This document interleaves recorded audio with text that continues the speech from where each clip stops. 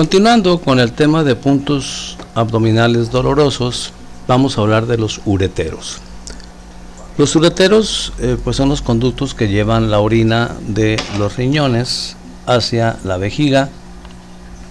Son conductos membranosos que llevan la orina desde los riñones hasta la vejiga, y bueno, pues la vejiga, ya saben ustedes, es un almacén de orina que eventualmente cuando se llena la expulsa a través de la uretra. El ureter es una vía urinaria retroperitoneal, es decir, están atrás del peritoneo, no están cubiertos de peritoneo, que transporta la orina desde el riñón hasta la vejiga urinaria y cuyo revestimiento interior mucoso es de origen mesodérmico. Se forman del mesodermo intermedio. Bueno, son cuestiones embriológicas. Los ureteros comienzan en la pelvis renal y siguen una trayectoria descendente hasta la vejiga urinaria. Miden de 21 a 30 centímetros, dependiendo de la estatura del paciente, y un diámetro de 3 milímetros, es decir, tienen el mismo diámetro que las coronarias, más o menos, aproximadamente, y en su recorrido presentan 3 sitios de estrechamiento. El primer sitio de estrechamiento, ¿sí? El primer sitio de estrechamiento es en el cuello del uretero, que es en el extremo inferior de la pelvis renal, que es donde nacen, es decir, aquí. ¿Sí? Aquí donde les señalé. Déjenme ponerle otra vez color. Aquí en esta región donde nace, ¿sí? donde sale en el sitio de origen en la pelvis renal, aquí está el primer estrechamiento. Es decir, ahí el uretero es más estrecho, su luz es más angosta que en el resto del trayecto. Cuando sale de allá, el uretero se va haciendo más amplio, llega a medir sus 3 milímetros, pero luego viene el segundo estrechamiento, que es a nivel de los vasos ilíacos. Como ven ustedes aquí en la figura, los ureteros pasan por debajo de los vasos ilíacos. Aquí está una arteria ilíaca que pasa por arriba del uretero, y aquí está otra que pasa por arriba del uretero, y está la vena también. Entonces, estos vasos ilíacos pueden generar compresión sobre los ureteros, y eso hace que sean más estrechos en estas regiones. Tenemos estrechamiento superior, tenemos estrechamiento medio, y el tercer tipo el tercer punto de estrechamiento es por encima de los vasos gonadales, en el sitio donde se desembocan, o un sitio donde desembocan en la vejiga, que es a este nivel. Vean cómo vienen los ureteros del riñón a la vejiga y desembocan en la región posterolateral de la vejiga. Acá está el recto, la parte posterior. Bien, ¿qué relevancia tiene esto? Bueno, pues la relevancia es que es frecuente que en los riñones se formen cálculos, ¿sí? Se formen piedritas, se formen ese tipo de aglomeraciones sólidas de sales minerales, que en su mayoría son de oxalato de calcio, o pueden ser de ácido úrico también, y si se desprenden del parénquima renal y son arrastrados por la orina, pues pueden suceder varias cosas. Una de ellas es que sean tan pequeñitos que no tengan problema en pasar al uretero y recorrer todo el trayecto desde el uretero hasta la vejiga, y la vejiga pues los expulsa, ¿no? O en la vejiga terminan, por la misma acidez de la orina, terminan de desintegrarse y son expulsados. Hay mucha gente que tiene este tipo de situaciones y va con el médico e incluso lleva la muestra de orina y le dice: mire doctor, me queda en la orina, arrojo mucho como sedimento, como si fuera arena. Bueno, lo más probable es que está formando cálculos lo más probable es que está formando piedritas de calcio o de ácido úrico, pero que estas piedritas se están desmoronando, se están desbaratando en el trayecto y no le están causando problemas. Pero el hecho de que haya sedimento en la orina ya nos está hablando de que se le están formando, de que es cuestión de tiempo para que tenga un problema de una litiasis ureteral o una litiasis renal. Como dijimos anteriormente, el término lito significa piedrita o cálculo. Entonces, si hablamos de una litiasis, ¿sí? Si hablamos de una litiasis,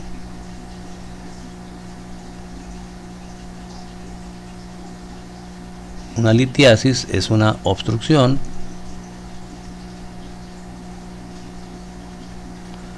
por cálculos o piedritas, que en el caso de los riñones, por tercera vez lo digo, pueden ser básicamente de oxalato de calcio o de ácido úrico. Y desde luego los sitios donde es más frecuente que se obstruya, pues son en los puntos en los puntos de estrechamiento, ya sea a nivel del nacimiento del uretero, a nivel del cruce con los vasos ilíacos o a nivel de la desembocadura. En base a eso, tenemos nosotros localizados puntos ureterales superiores, puntos ureterales medios y puntos ureterales inferiores. Hablaremos solamente de los puntos ureterales superiores y medios, porque los puntos ureterales inferiores no son accesibles por el abdomen, tienen que ser accesibles por tacto rectal o tacto vaginal, y pues ahorita no nos vamos a meter con esos procedimientos, pero sí vamos a hablar de los puntos ureterales superiores, puntos ureterales medios. Empezando con los puntos ureterales superiores, también llamados puntos de Bassi. Estos puntos ureterales o puntos de Bassi, ¿cómo los ubicamos? Trazamos una línea horizontal en los rebordes costales anteriores, ¿sí? Aquí están las parrillas costales anteriores. Ya sabemos que las parrillas costales vienen así y luego se vienen para acá, bueno, por la parte más baja de las parrillas costales anteriores. Localizamos, sobre todo si es el paciente es delgado, esto nos facilita la labor, localizamos los bordes externos de los rectos abdominales. No a cualquiera se nos nota, hay personas en que pues están muy obesas y no se les nota, y ahí donde cruza la línea horizontal de parrilla costal a parrilla costal con el borde externo de los rectos abdominales, esta que está aquí es la línea alba, ahí donde cruza, ahí están los puntos de Bassi o puntos ureterales superiores. ¿Okay? Lo demás no se los voy a repetir, que tienen que buscar el signo de Bloomberg, bla bla bla. O sea, lo demás ustedes ya lo saben, y que tienen que empezar a palpar por donde hay menos dolor o donde no hay dolor, hacia donde hay dolor. Nada más, como dice el texto, les diré que los puntos de Bassi o ureterales superiores corresponden al sitio de la primera estrechez ureteral, la salida de la pelvis renal. Los localizamos en el sitio de intersección sobre el plano del ombligo, a la altura de los rebordes costales y los bordes externos de los rectos abdominales. Y esto nos habla cuando hay dolor ahí a la palpación profunda, o cuando el dolor se intensifica a la palpación profunda, nos habla de litiasis ureteral superior o litiasis ureteral alta. Esto desde luego clínicamente es sugestivo de ese diagnóstico. Tendremos que echar mano de auxiliares de diagnóstico, sobre todo auxiliares de diagnóstico como son las urografías excretoras, que cada vez se usan menos.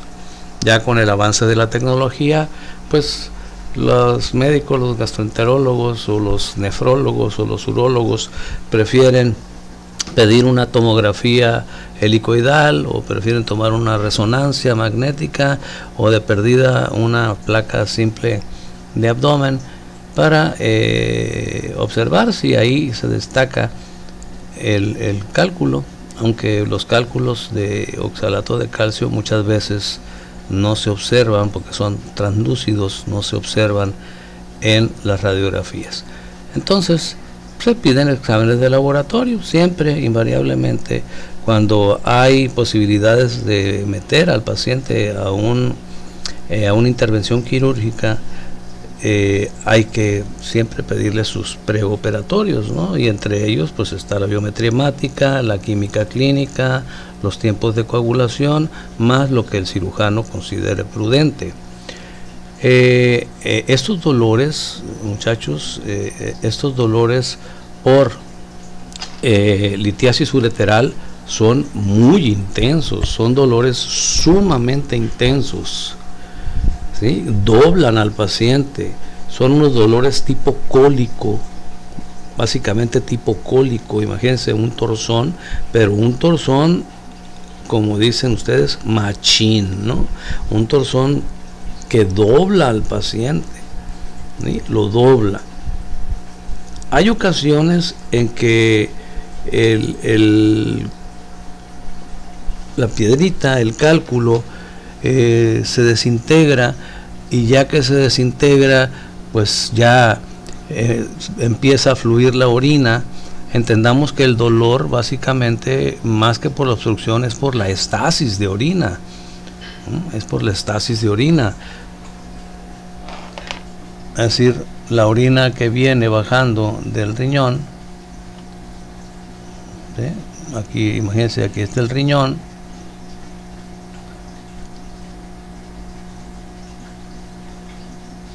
En realidad la obstrucción es en este nivel, pero el dolor se propaga hasta este sitio. Acuérdense que los riñones son retroperitoneales, ¿okay? El dolor se propaga hasta este sitio y hacia la espalda, ¿eh? El dolor involucra toda esta región, pero principalmente en este sitio, punto de base. Y les digo, son dolores muy intensos. Si el cálculo que está aquí obstruyendo se pulveriza, se desmorona, o si finalmente pasa la estrechez por la presión que está ejerciendo la orina aquí, pues el dolor tiende a desaparecer súbitamente, ¿no? Queda dolorido un poquito, pero pues luego se le quita, o a menos que se atore más abajo con los cruces de los vasos ilíacos, pero bueno, ya sería muy mala suerte. Lo que sí, que estos pacientes ya tienen el antecedente de que están orinando con sedimento, y en el examen general de orina pues aparece una gran cantidad de sedimento, ¿okay? Estos son los puntos de Bassi o puntos ureterales superiores. Tenemos los puntos de Pasteau o puntos ureterales medios. Puntos de Pasteau o puntos ureterales medios. Y nos dice, corresponde al sitio de estrechez ureteral donde estos, los ureteros, se cruzan con los vasos ilíacos, y lo localizamos en el sitio donde se unen el tercio medio con los tercios laterales sobre una línea que une ambas espinas ilíacas anterosuperiores, ¿ok? Cuando se atora una piedrita ahí, a eso se le llama litiasis ureteral media. Y aquí hago la aclaración de lo que les mencioné hace rato. El punto ureteral inferior corresponde a la estrechez en la desembocadura de los ureteres en la región posterolateral de la vejiga. Sin embargo, estos puntos son accesibles solo por tacto vaginal o por tacto rectal, dada su localización. Por lo tanto, no corresponde a este tema de exploración abdominal. ¿Okay? Entonces, pero nos conformamos con los de Pasteau y con los de Bassi. ¿Cómo localizo yo estos puntos ureterales medios o de Pasteau? Pues como nos dice la indicación del texto, voy yo a trazar una línea. Primero hay que localizar la espina ilíaca anterosuperior, que no es lo mismo que la cresta ilíaca, ¿no? La cresta ilíaca está acá. la espina ilíaca anterosuperior estará más o menos a este nivel. Entonces localizo la espina ilíaca anterosuperior y trazo una línea que me una línea interespinal, pudiéramos llamarla, que me una a la del lado derecho con la del lado izquierdo, y luego esa línea la divido en 3 tercios iguales. E imaginariamente o gráficamente lo delimito. Ok, se supone que de aquí a aquí y de aquí a aquí debe ser una distancia semejante, 3 tercios. Bueno, este es el tercio medio. Bueno, pues en los límites derecho e izquierdo del tercio medio están los puntos de Pasteau. Puntos de Pasteau. ¿Ok? Y el paciente viene quejándose de dolor en esa región. Desde luego que cuando un paciente trae un dolor por una obstrucción, una litiasis ureteral media o una litiasis de Pasteau, sobre todo si es del lado derecho, pues fácilmente se puede confundir con un cuadro de apendicitis aguda, porque pues el sitio es muy cercano a los puntos apendiculares que vamos a ver a continuación. Por eso es que cuando hay sospecha de apendicitis siempre se pide un examen general de orina, siempre se pide una radiografía de abdomen y siempre se van a pedir en laboratorios de sangre, porque cuando hay obstrucción, cuando hay una litiasis ureteral, por lo regular, como no es un proceso inflamatorio agudo, no genera una elevación muy marcada de leucocitos, principalmente de neutrófilos, a diferencia de la apendicitis, que sí nos eleva los neutrófilos muy significativamente. La apendicitis no tiene por qué generarnos la presencia de grandes cantidades de sedimento en la orina, no tiene nada que ver, pero en las litiasis ureterales, ya sea superiores o medias, pues, y no se diga las inferiores, pues por lo regular nos reporta el laboratorio gran cantidad de sedimento en la orina, que nos orienta a pensar que el problema viene de los ureteros y del riñón más que del apéndice. Y además, les comentaba, radiológicamente hay 12 signos, ¿sí?, radiológicos que orientan al médico a pensar en que se trate de una apendicitis o no. Bien, entonces lo demás ya ustedes lo saben: buscar signos si hay dolor, empezar de lo más lejano, bla bla bla, signo de Bloomberg, etcétera. Fíjense, hablando de los puntos de base y los puntos de Pasteau, cuando hay una litiasis renal o litiasis ureteral, el dolor, vean, esta es la región de Bassi. Si se acuerdan, el punto de Bassi está más o menos por aquí. Esta es la región de Pasteau. ¿Sí? En la región de Pasteau podemos encontrar irradiación, es decir, cuando hay una litiasis ureteral media, el dolor puede irse incluso hacia, si es un hombre, hacia el testículo de ese lado; si es una mujer, hacia la vulva y los labios mayores de ese lado. E incluso el dolor, cuando es un dolor ureteral inferior, que dijimos aquí no lo vamos a poder palpar porque es por tacto rectal o tacto vaginal, el dolor se va hacia la cara interna del muslo. ¿Okay? Entonces, cuando son litiasis ureterales altas, esta es la región dolorosa. Cuando son litiasis ureterales medias, toda esta es región dolorosa. Y cuando es una litiasis ureteral inferior, todo esto, incluyendo desde luego el escroto y el testículo, igual que en las litiasis ureterales medias, también aquí en las inferiores hay dolor, pero el dolor se irradia hacia la cara interna del muslo de ese mismo lado. Y si volteamos al paciente, así volteamos al paciente, así si lo vemos por la parte posterior, vean en las obstrucciones ureterales altas, este es el sitio de dolor. Es decir, en la región de la parrilla costal posterior, y cuando es una obstrucción ureteral media es un poquito más abajo, con las proyecciones que mencionamos ahorita hacia la cara anterior del abdomen.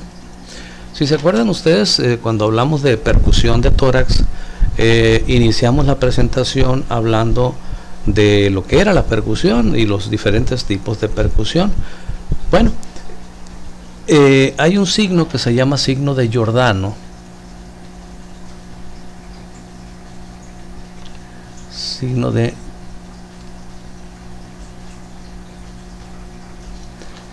Giordano, que consiste en golpear en la parrilla costal posterior con el puño, ¿sí? Con la cara cubital del puño.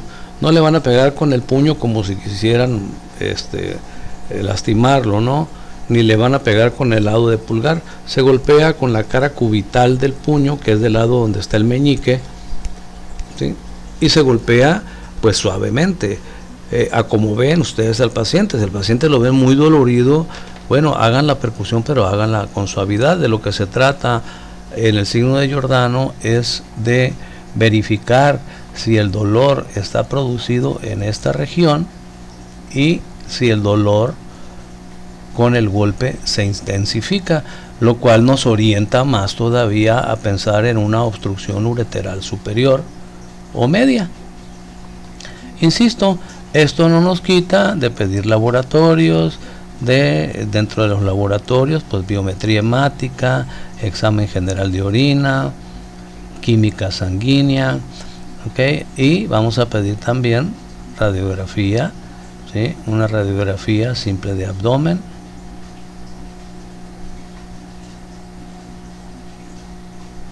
Cuando menos, ya pues, hay algunos cirujanos, hay algunos médicos que pues, se van de paso y piden, como les dije ahorita, tomografías helicoidales, computarizadas, tomografías o resonancias magnéticas u otros estudios más sofisticados, que yo no digo que sean útiles, por supuesto que son útiles, nada más que son muy caros y hay que ver pues la accesibilidad para el paciente desde el punto de vista económico para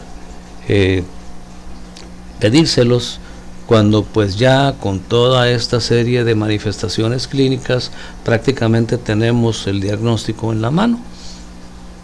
Ya lo que falta es la decisión. ¿Vamos a operarlo o no vamos a operarlo? Porque hay otros medios, por ejemplo, en el caso de las litiasis ureterales, hay otros medios en donde se utiliza rayo láser que se llama litotripsia.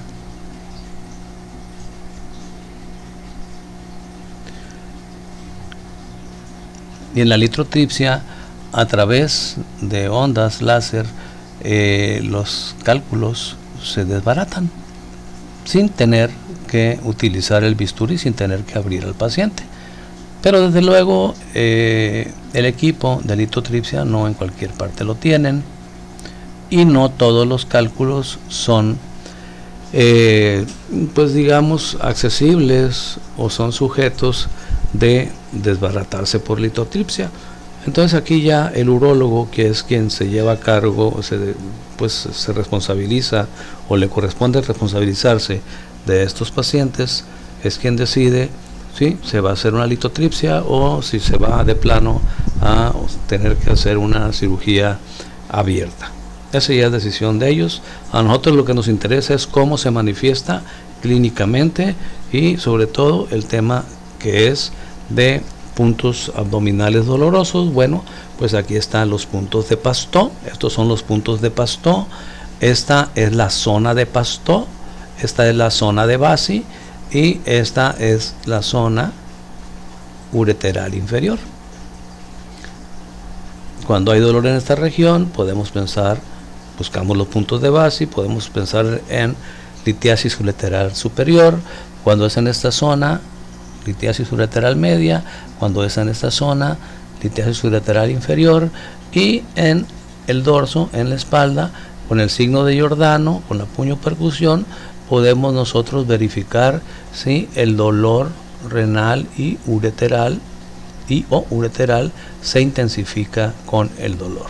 La litotripsia, les decía, es una técnica en donde no se ocupa bisturí, sino que por ondas electromagnéticas o láser se desbaratan, se pulverizan los cálculos intraabdominalmente sin necesidad de cirugía. Bien, llegamos a los puntos apendiculares, la apendicitis aguda. ¿Qué es la apendicitis aguda? Bueno, pues la apendicitis aguda sugiere o consiste en una inflamación del apéndice vermicular, que es una evaginación del ciego, ¿okay?, rica en placas de Peyer, rica en linfocitos, en tejido linfoide, pero pues que también tiene el gran inconveniente de que a veces se obstruye, se tapa, puede haber restos alimentarios en el líquido intestinal que se metan ahí, entren en estado de putrefacción ahí, y esto inflama el apéndice, y entonces pues tenemos una apendicitis. Y la apendicitis es sumamente peligrosa. Mucha gente ha muerto por una apendicitis rota, porque la pared del apéndice es delgada. La pared de este apéndice es sumamente vulnerable, y si se inflama es impredecible cuánto tiempo va a aguantar esa inflamación antes de romperse. Por eso es que ante la sospecha de una apendicitis, sobre todo en un niño, hay que, primero que nada, clínicamente ubicar si el dolor corresponde a una apendicitis. Ahorita vamos a hablar de los puntos apendiculares. Y por otro lado, hay que solicitar los estudios de laboratorio y gabinete que les mencioné: examen general de orina, química sanguínea, biometría hemática para identificar si hay leucocitosis, una radiografía de abdomen, una simple de abdomen, y se puede pedir también una de tórax, para determinar si los datos que aparecen en estos estudios de laboratorio y gabinete nos sugieren o nos confirman el diagnóstico clínico de apendicitis. Esto se tiene que hacer lo más rápido posible, es considerado como una urgencia, porque no es lo mismo de ninguna manera que un cirujano entre a operar un apéndice que está por tronar pero no ha tronado, a que el cirujano entre a operar un apéndice que ya tronó. Porque si el apéndice ya tronó, entonces ya salió de ella, no va a dejar de doler, pero además de eso ya salió de su interior todo lo que lo tenía a tensión, que como lo mencionamos previamente, pues va a ser líquido fecal totalmente contaminado, que nos va a generar un problema séptico abdominal. Sale sangre, desde luego, pues ahí hay sangre, ahí por supuesto que hay exudados sanguinolentos, y pues además va a salir pus. ¿Sí? Si ya hay exudado, allá hay pus, y cualquiera de los tres, la sangre, la pus, el líquido abdominal o el líquido fecal, mejor dicho, son sumamente irritantes para el peritoneo. Y aquí viene otra vez la historia que ya les conté previamente. Viene el dolor, viene la irritación del peritoneo, hay que buscar el signo del rebote o signo de Bloomberg y ver si ese signo de Bloomberg no se ha extendido. Hay que auscultar si hay peristaltismo activo o no, si no hay hilo paralítico, el paciente está en un grito. Ante la duda, pues el consenso en la mayoría de los cirujanos es vale más meterlos. sobre todo si son niños. Los niños son muy lábiles. Con esto quiero decir que en los niños una apéndice inflamada se rompe mucho más rápido que en un adulto, y un apéndice roto puede generar múltiples complicaciones que incluso le pueden costar la vida al paciente por una peritonitis séptica y por un cuadro abdominal séptico, un abdomen agudo por infección, por contaminación, que lo lleva a una septicemia, lo lleva a un shock séptico y de ahí pues a la muerte. Bien, vamos a dejar aquí este video y ahorita lo retomamos en un tercer video para hablarles con más tranquilidad de lo que son los puntos apendiculares y los signos apendiculares.